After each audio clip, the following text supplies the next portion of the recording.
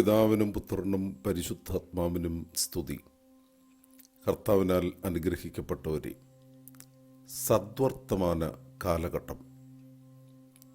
സ്വർഗത്തിൽ നിന്ന് നല്ല വാർത്തയ്ക്ക് വേണ്ടി തലമുറ തലമുറയായി നോക്കിപ്പാർത്തിരിക്കുന്ന ജനസമൂഹത്തിനെ സദ്വാർത്ത ലഭിച്ച വചനിപ്പിൻ്റെ മനോഹരമായ ദിവസമാണ് ഈ ഞായറാഴ്ച.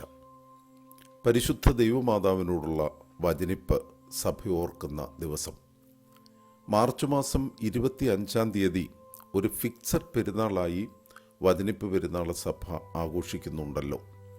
എന്നാൽ എൽദോ പെരുന്നാളിന് മുൻപ് ഒരു ഞായറാഴ്ച പരിശുദ്ധ ദൈവമാതാവിനോടുള്ള വചനിപ്പായി സഭ ക്രമീകരിച്ചിരിക്കുന്നു. ആ ദിവസമാകുന്നു ഈ ഞായറാഴ്ച. മറിയാമെന്ന ജീവനുള്ള പലകയിൽ സർവശക്തൻ തിരുഹിതമെഴുതിയ മഹനീയ സന്ദർഭമാണ് വചനിപ്പ്.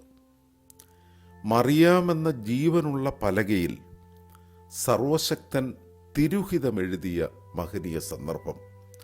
വചനിപ്പിനെക്കുറിച്ച് നമ്മുടെ പിതാക്കന്മാർ നൽകുന്ന മഹത്തരമായ ഒരു കുറിപ്പാണിത്. യഥാർത്ഥത്തിൽ സീനായ് മലയുടെ മുകളിൽ വെച്ച് കൽപ്പലകയിൽ മോശയ്ക്ക് തിരുവചനം എഴുതി ലഭിച്ചു. അതുപോലെ തന്നെ പഴയ നിയമത്തിൽ സാക്ഷിയൻ പെട്ടകം, അഹറോന്റെ തളർത്ത വടിയും മന്ന ഇട്ടുവച്ച നിക്ഷേപപാത്രവും അതുപോലെ തന്നെ നിയമത്തിൻ്റെ കൽപ്പലകകളും വഹിച്ചിരുന്നു. കാലസമ്പൂർണതയിൽ ദൈവവചനം, ദൈവപുത്രനെ ഉദരത്തിൽ സ്വീകരിച്ച സാക്ഷിയൻ പെട്ടകവും അതുപോലെ തന്നെ ജീവന്റെ വചനം എഴുതപ്പെട്ട മാംസപ്പലകയുമാണ് യഥാർത്ഥത്തിൽ പരിശുദ്ധ ദൈവമാതാവ്. ലൂക്കോസിൻ്റെ സുവിശേഷം 1-ാം അധ്യായം 26 മുതൽ 38 വരെയുള്ള വാക്യങ്ങളാണ് വേദവായനയ്ക്ക് വേണ്ടി ക്രമീകരിച്ചിരിക്കുന്നത്.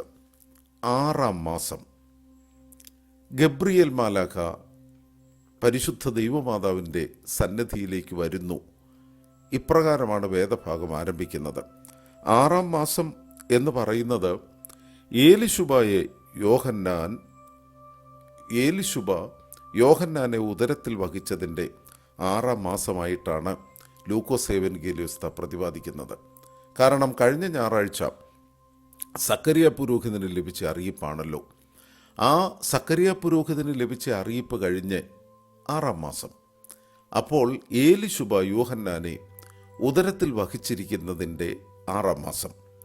ദാവീദ് ഗൃഹത്തിൽ ഉൾപ്പെട്ടവനായ യൗസേപ്പിന് വിവാഹം നിശ്ചയിച്ചിരുന്ന കന്യകയുടെ അരികിലേക്ക് മാലാഖ സ്വർഗം ചായ്ച്ചിറങ്ങി വരുന്നു. യേശുവിനെ ദാവീദ് പുത്രൻ എന്ന പഴയ നിയമത്തിൽ വലിയ പ്രതീക്ഷയോടെ വിളിക്കുന്നുണ്ട്.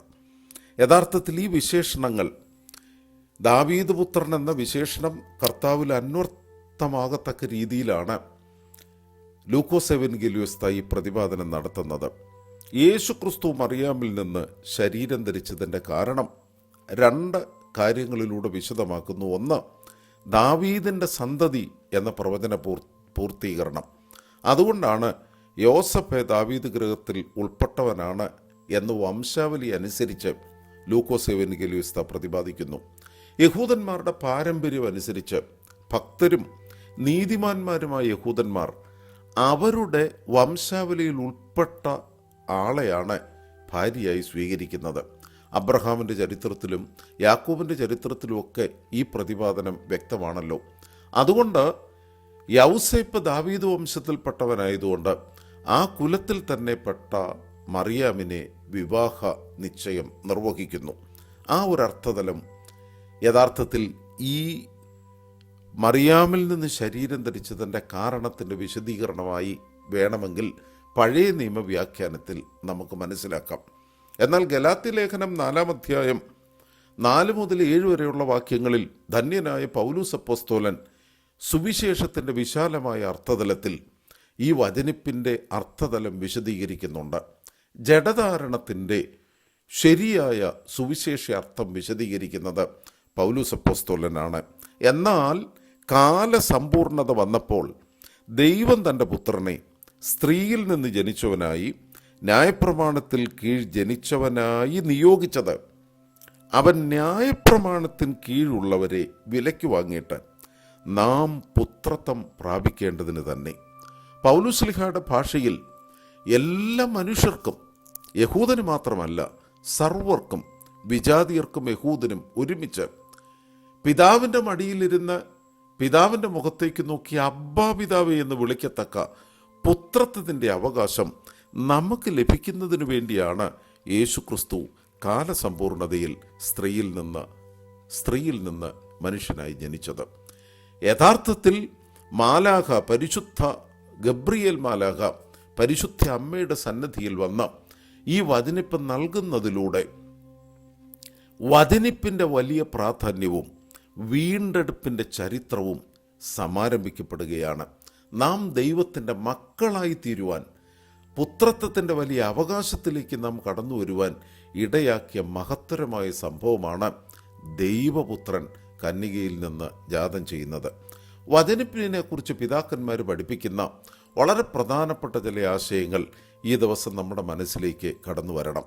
ഒന്നാമത്, വിശുദ്ധ ലൂക്കോസിൻ്റെ സുവിശേഷം 1-ാം അധ്യായം 31 മുതൽ 33 വരെയുള്ള വാക്യങ്ങളിൽ വചനിപ്പിൻ്റെ ഗൗരവം അത് വളരെ ശക്തമായി ഓർമ്മിപ്പിക്കുകയാണ്.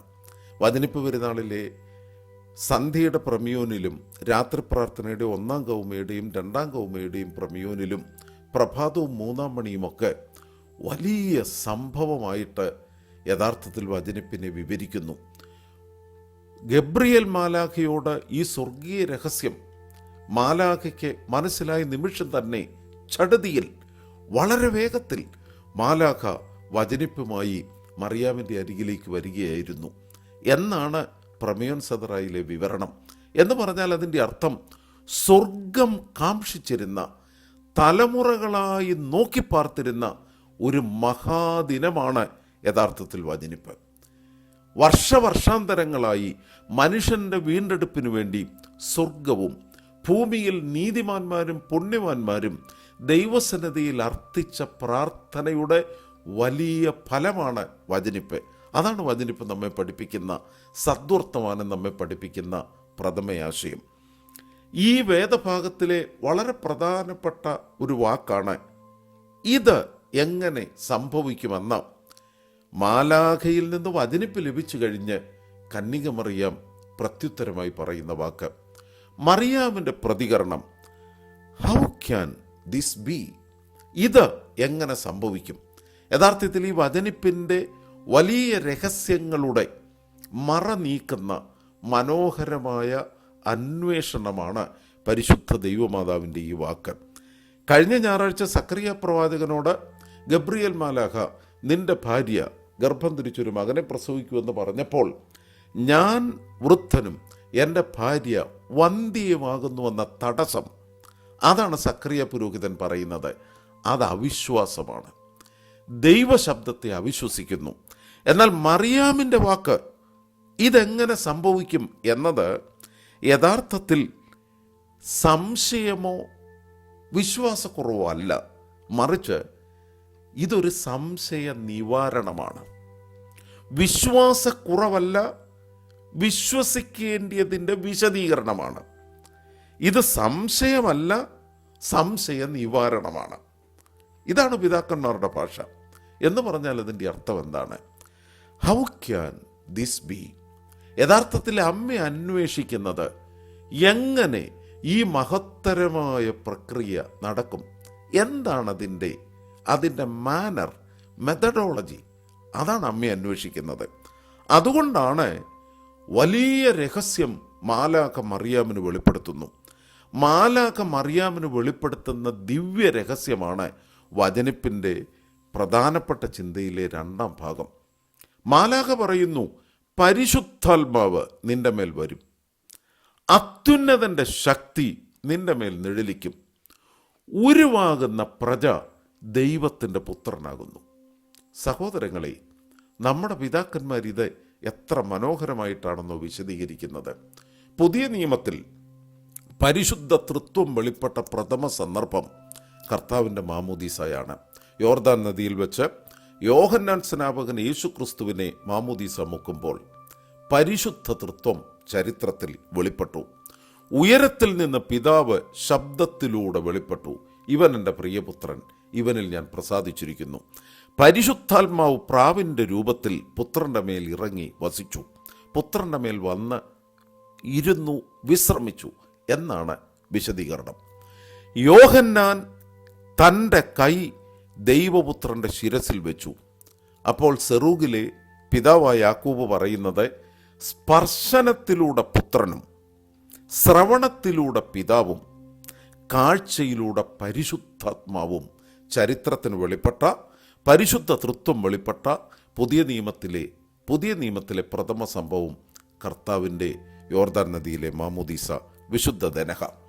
എന്നാൽ ഈ വചനിപ്പിന് വളരെ പ്രധാനപ്പെട്ട രഹസ്യപൂർണമായ ഒരു അർത്ഥതലമുണ്ട്.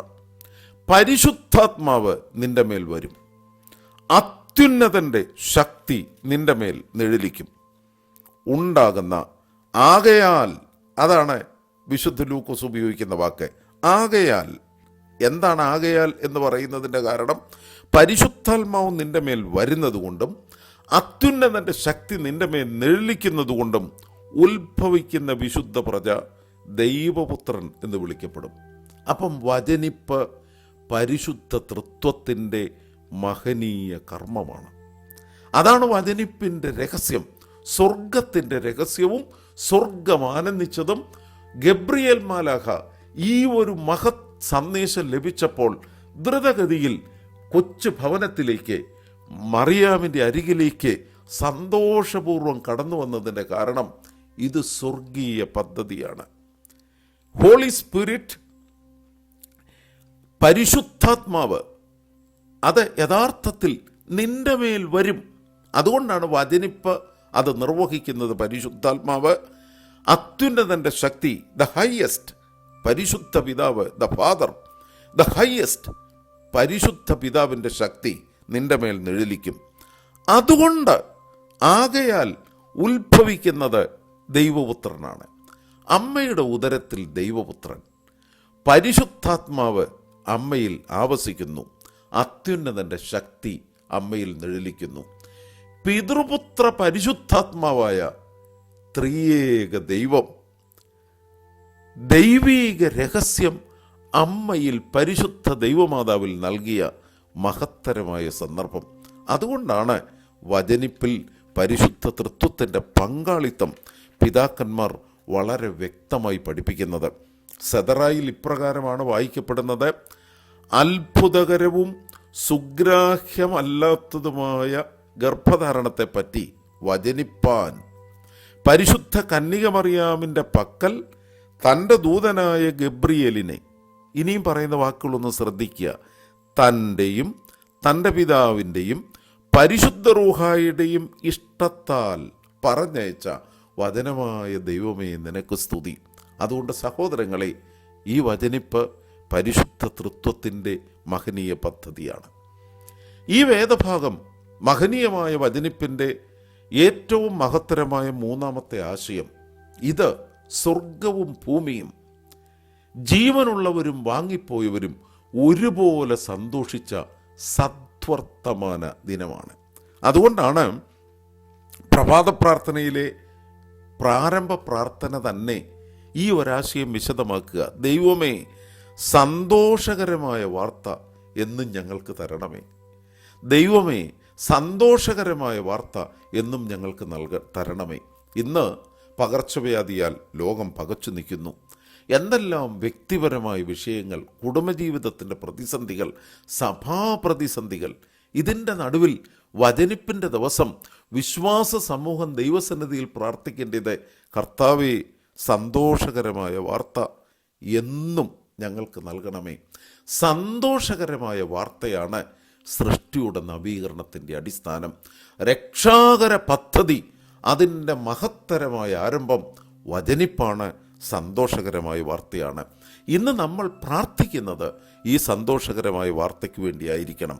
അതുകൊണ്ടാണ് ഗബ്രിയേൽ മാലാഖ പരിശുദ്ധ ദൈവമാതാവിനോട് പറയുന്നു, നിന്റെ ചാർച്ചക്കാരി എലിശബെത്തും വാർദ്ധക്യത്തിൽ ഒരു മകനെ ഗർഭം ധരിച്ചിരിക്കുന്നു. മനോഹരവും സന്തോഷകരവുമായ വാർത്ത. അതുകൊണ്ടാണ് മാലാഖ മറിയാമിനെ ധൈര്യപ്പെടുത്തിക്കൊണ്ട് പറയുന്നത്, ദൈവത്തിനൊന്നും അസാധ്യമല്ല.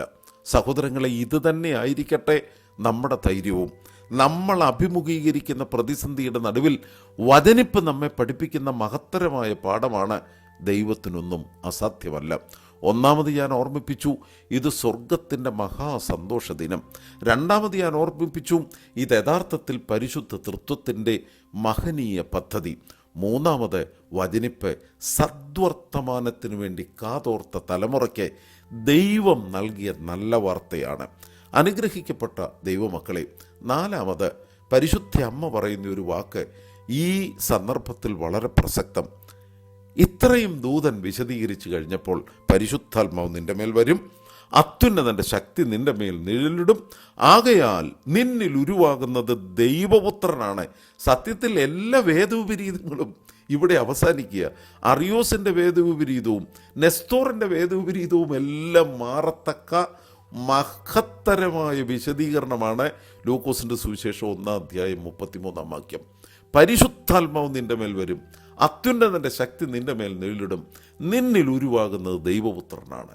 എത്ര മനോഹര വിശദീകരണം. അപ്പോൾ അമ്മ പറയുന്ന വാക്ക്, ഇതാ ഞാൻ കർത്താവിൻ്റെ ദാസി, നിന്റെ വാക്കുപോലെ എനിക്ക് ഭവിക്കട്ടെ. പലപ്പോഴും പരമ്പരാഗതമായി നമ്മൾ പഠിച്ചു വച്ചിരിക്കുന്നത് അമ്മയുടെ വിനയമാണ് ഈ വാക്കെന്ന്. എന്നാൽ സഹോദരങ്ങളെ, എത്രയോ ശക്തമായ സ്വാതന്ത്ര്യബോധം, എത്രയോ ശക്തമായ സാഹസം ഏറ്റെടുക്കുവാനുള്ള തൻ്റെ ഇടം, അതുപോലെ തന്നെ രക്ഷാകര പദ്ധതിയിൽ വിമോചനത്തിൻ്റെ കണ്ണിയാകാനുള്ള ശ്രേഷ്ഠകരമായ കാഴ്ചപ്പാട്, അത് പരിശുദ്ധ ദൈവമാതാവിൻ്റെ വാക്കുകളിൽ നിഴലിക്കുന്നു. സ്ത്രൈണ സഹജമായ വിനയം അതുണ്ടായിരിക്കാം, പക്ഷെ അത് മാത്രമല്ല, ഒരു തലമുറയുടെ ധൈര്യവും ഒരു തലമുറയുടെ സാഹസവും യഥാർത്ഥത്തിലുള്ള സ്വാതന്ത്ര്യവുമാണ് അമ്മയുടെ വാക്കിൽ വിശദീകരിക്കപ്പെടുന്നത്. വചനിപ്പ് പരിശുദ്ധ തൃത്വത്തിൻ്റെ സ്വർഗീയ രഹസ്യം ആയിരുന്നു, സ്വർഗീയ പദ്ധതിയായിരുന്നു എന്നതുപോലെ തന്നെയാണ് ഈ വചനിപ്പിനോട് ചേർന്ന് നാം കാണുന്ന മറ്റു 3 പേർ. അതാരൊക്കെയാണ്? വചനിപ്പ് നൽകിയ ദൂതൻ, ഗർഭത്തിൽ വചനിപ്പ് സ്വീകരിച്ച കന്യക, ഉൽപാദന സംഗതിയുടെ രഹസ്യം അറിഞ്ഞ നീതിമാനായ യൗസേപ്പ്. സഹോദരങ്ങളെ, ഇതാണ് പിതാക്കന്മാർ പ്രത്യേകിച്ച് നമ്മുടെ പ്രാർത്ഥനയിൽ സദറയിൽ വിശദീകരിക്കുന്നത്. വരവിനെക്കുറിച്ച് വചനിച്ച ദൂതൻ, ഗർഭത്തിൽ സ്വീകരിച്ച കന്യക, ഉൽപാദന സംഗതിയുടെ രഹസ്യമറിഞ്ഞ നീതിമാനായ യൗസേപ്പ്, ഇവർ 3 ഒരു ത്രിവിധ പങ്കാളിത്തം ഈ മഹനീയ രഹസ്യത്തിൽ ഇവർ 3 നിർവഹിക്കുന്നുണ്ട്. അമ്മയുടെ വിപതി ധൈര്യം, അമ്മയുടെ വിശ്വാസത്തിൻ്റെ പൂർണ്ണത, പരിശുദ്ധ അമ്മ തലമുറകളുടെ പ്രതീക്ഷയായി ദൈവപുത്രനെ സ്വീകരിക്കുവാൻ വിശുദ്ധിയോടെ ഒരുങ്ങിയിരിക്കുന്നു. അതെല്ലാം പ്രതിപാദിക്കുന്ന വാക്കാണ്, ഇതാ ഞാൻ കർത്താവിൻ്റെ ദാസി, നിന്റെ വാക്ക് പോലെ എനിക്ക് ഭവിക്കട്ടെ. മറിയ എന്ന പേര് സത്യത്തിൽ അമ്മ അന്വർത്ഥമാക്കുകയായിരുന്നു. പല അർത്ഥതലങ്ങളിൽ ഈ മറിയ എന്ന പദത്തിനുണ്ട്. അറമായിക് ഭാഷയിൽ മറിയാം, ഗ്രീക്ക് പഴയ നിയമത്തിലും മറിയാം എന്ന പദമാണ്. അതുപോലെ തന്നെ പുതിയ നിയമം ന്യൂ ടെസ്റ്റമെൻ്റ് ഗ്രീക്കിലും മറിയ എന്ന് ഉപയോഗിക്കുന്നുണ്ട്. വേദപുസ്തകത്തിൽ മറിയ എന്ന പേരുള്ള മറ്റ് 8 പേരുണ്ട്. മോശയുടെ സഹോദരി മിരിയാം, ക്ലയോപ്പാവിൻ്റെ ഭാര്യ മറിയ. യോഹന്നാൻ്റെ സുവിശേഷം 19:25 4 മറിയമാരെ കുറിച്ച് പറയുന്നുണ്ട്. ഒരു ഭാഷാ വിശകലനത്തിൽ beautiful, loud, sublime, the exalted one എന്നൊക്കെയാണ് അർത്ഥം. ശ്രേഷ്ഠത നിറഞ്ഞവൾ, ദൈവത്താൽ സ്നേഹിക്കപ്പെട്ടവൾ എന്നൊക്കെ വിവരണ അർത്ഥത്തിൽ പറയും. എന്നാൽ മനോഹരമായ മറ്റൊരു വിശദീകരണം യഹൂദ പാരമ്പര്യത്തിലും പഴയ അറമായ പാരമ്പര്യത്തിലുമുണ്ട്. അത് യഥാർത്ഥത്തിൽ ഈ വചനിപ്പ് ദിവസം ഓർക്കേണ്ടത് തന്നെയാണ്. ഏൽ, യഹോവ എന്നർത്ഥം. ഏലി, മൈ ഗോഡ്, എൻ്റെ ദൈവം. ഏലിയ, യാഹോവേ ഈസ് മൈ ഗോഡ്. അരമായ എബ്രായ അർത്ഥതലമാണ് എന്ന് പറയുന്നത് പോലെ തന്നെയാണ് മോർ, ലോഡ്, കർത്താവ് എന്നർത്ഥം. മറിയ, അത് അറമായിക് ഓൾഡ് ഭാഷയിൽ ലോഡ് ഈസ് മൈ ഷെപ്പേർഡ്. 23-ാം സങ്കീർത്തനത്തിൽ അറമായ പദത്തിൽ മറിയ എന്ന പ്രയോഗമുണ്ട്.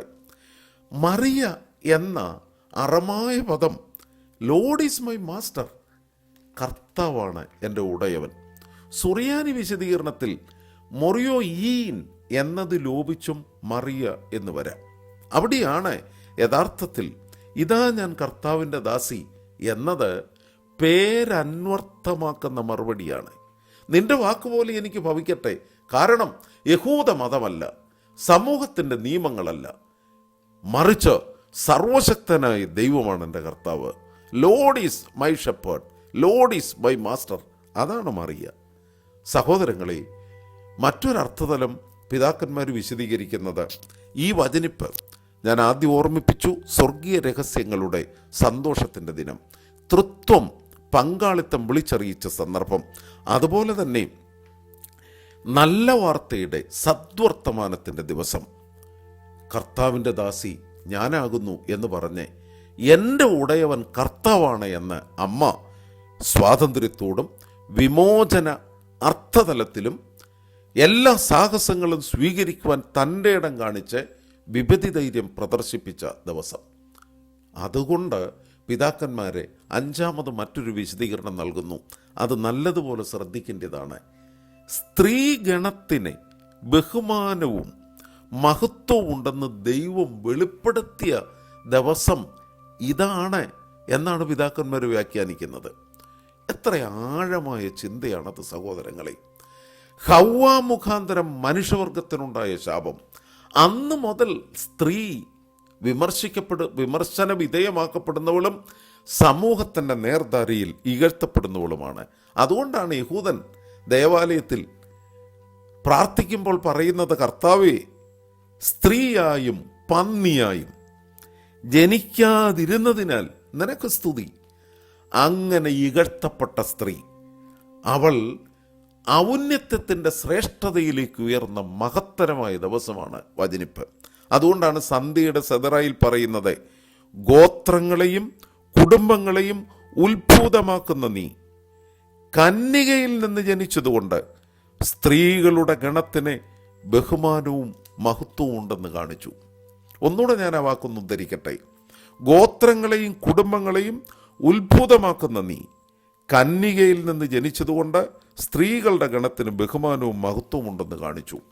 സഹോദരങ്ങളെ, ഇന്ന് ആധുനിക ക്രൈസ്തവ ലോകത്തിൻ്റെ വ്യാഖ്യാനത്തിൽ പൗരോഹിത്യം സ്ത്രീക്ക് നൽകുന്നതും ഉന്നത സമിതികളിൽ സ്ത്രീ പ്രാധാന്യം പ്രാതിനിധ്യം സംവരണം ചെയ്യുന്നതുമാണ് ഇന്ന് ക്രൈസ്തവ സഭ പഠിച്ചു വച്ചിരിക്കുന്ന സ്ത്രീ സമത്വം. സ്ത്രീ സ്വാതന്ത്ര്യത്തിൻ്റെ മാനദണ്ഡങ്ങളും അതാണ്. എന്നാൽ വചനിപ്പ് പഠിപ്പിക്കുന്ന സ്ത്രീ സമത്വം എന്താ? അവിടെയാണ് ഈ വചനിപ്പും സ്ത്രീ ഗണത്തിനുണ്ടായ മഹിമയും നമ്മളെപ്പോഴും ഓർക്കണം. ഓർത്തഡോക്സ് പാരമ്പര്യത്തിൽ വളരെ ശ്രേഷ്ഠമായ സ്ഥാനമാണ് സ്ത്രീക്ക് നൽകുന്നത്. എല്ലാ വിശുദ്ധ കുർബാനയിലും ആരാധനയിലും ശുശ്രൂഷയിലും മധ്യസ്ഥതയുടെ പ്രഥമ സ്ഥാനം അമ്മയ്ക്കാണ്. അത്രമാത്രം പ്രാധാന്യം കുടുംബജീവിതത്തിനും മാതൃത്വത്തിനും സ്ത്രൈണഭാവത്തിനും സഭ നൽകുന്നുണ്ട്, ഓർത്തഡോക്സ് പാരമ്പര്യം നൽകുന്നുണ്ട്. എന്നാൽ ഇന്ന് കാണുന്ന തലതിരിഞ്ഞ സ്ത്രൈണ വിമോചന കാഴ്ചപ്പാടല്ല എന്ന് മാത്രമേ ഉള്ളൂ.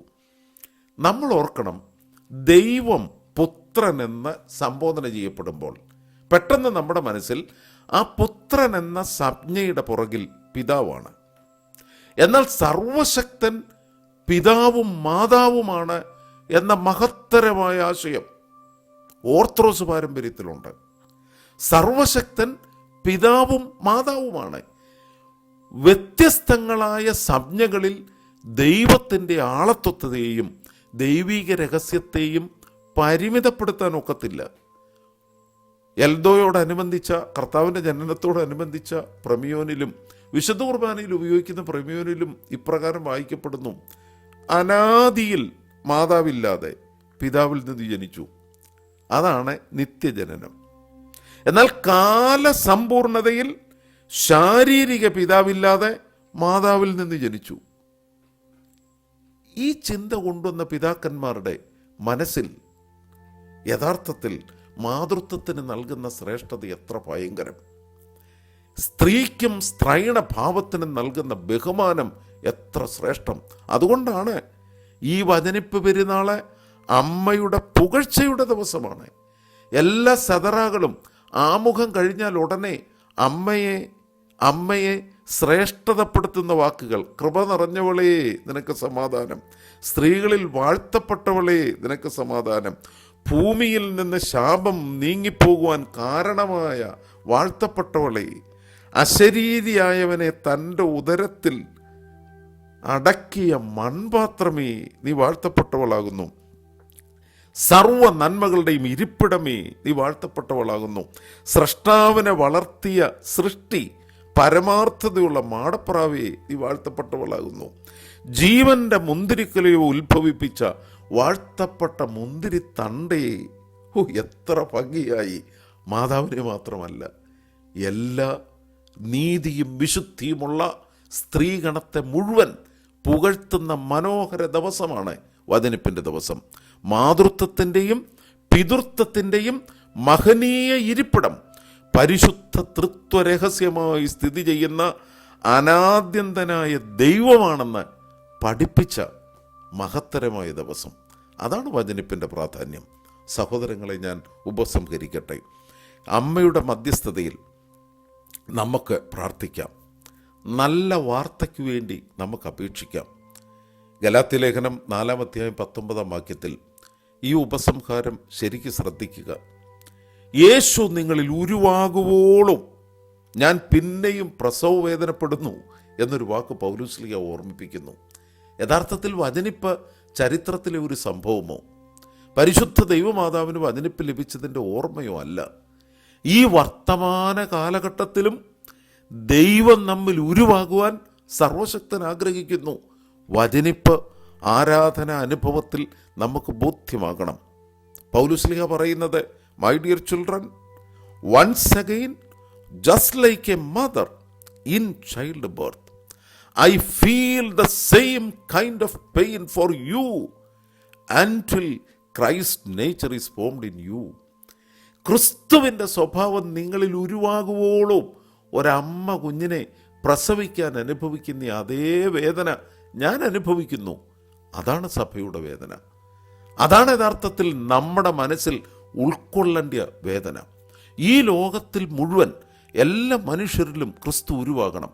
അതുകൊണ്ട് പിതാക്കന്മാർ പറയുന്നു, ഒരു മിഡ് വൈഫ് റോൾ എന്ന് വെച്ചാൽ സൂതികർമ്മിണിയുടെ ഒരു ചുമതല, ഒരു ശുശ്രൂഷ നമ്മുടെ ശുശ്രൂഷ ജീവിതത്തിലുണ്ട്.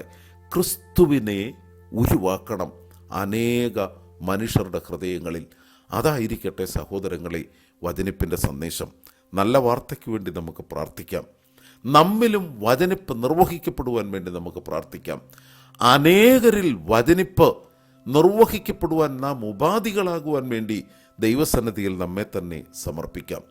പരിശുദ്ധ അമ്മയുടെ മധ്യസ്ഥത, അമ്മയുടെ മഹത്തരമായ പുകഴ്ചയുടെ, അമ്മയുടെ മാത്രമല്ല എല്ലാ സ്ത്രീകളുടെയും മഹനീയത വിളിച്ചറിയിക്കുന്ന ഈ ദിവസം അമ്മയുടെ മധ്യസ്ഥത ആധ്യാത്മിക വർധനയ്ക്ക് പ്രയോജനമാകട്ടെ എന്ന് പ്രാർത്ഥിക്കുന്നു. ദൈവം അനുഗ്രഹിക്കട്ടെ.